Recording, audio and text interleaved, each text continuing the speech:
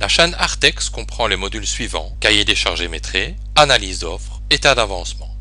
Il s'agit d'un logiciel structuré en base de données qui offre entre autres les avantages suivants: pas de redondance, pas d'incohérence. Pas de redondance grâce à l'unicité des données. Chaque information n'est qu'à un seul endroit dans la base de données pour plusieurs usages. Pas d'incohérence grâce à l'interaction des éléments structurels. La décision, par exemple, passer de corps de métier séparés en entreprise générale, se fera d'un clic et influencera instantanément l'ensemble des documents, les cahiers des charges, les différents métiers dans les différentes langues. La première étape est de se faire connaître. Nous allons en quelques minutes faire un petit dossier en créant le dossier, en transférant des articles, modifiant les articles, créant quelques postes, des quantités et en imprimant l'ensemble. Nous allons donc directement dans la zone projet créer un nouveau projet. Le programme me propose un numéro, je l'accepte. Et je vais directement passer par le cahier des charges et les métriques pour transférer les articles de ma banque de référence, en l'occurrence la Société Wallonne de Logement. Je vais aller voir dans le chapitre 3 ce qui pourrait m'intéresser. Je prends le 3.11, le 3.13.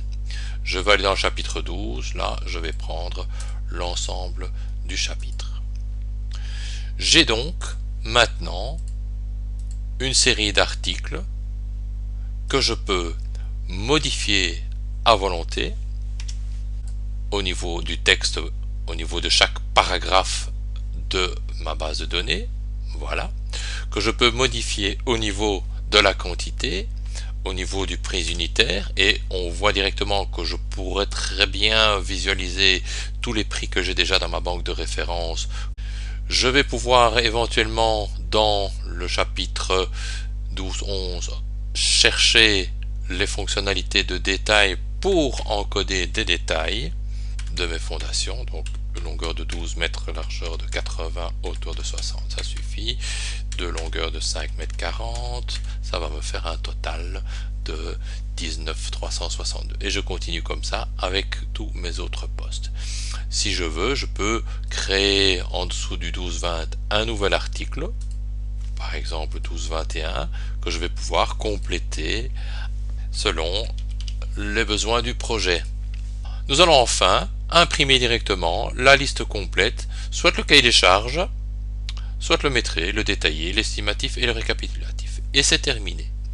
Nous avons donc en quelques minutes un dossier complet, qui n'est évidemment pas terminé, avec un cahier des charges avec table des matières relatif à mon dossier, un maîtrise détaillé, et je peux faire la même chose avec un maîtrise estimatif et un maîtrise récapitulatif.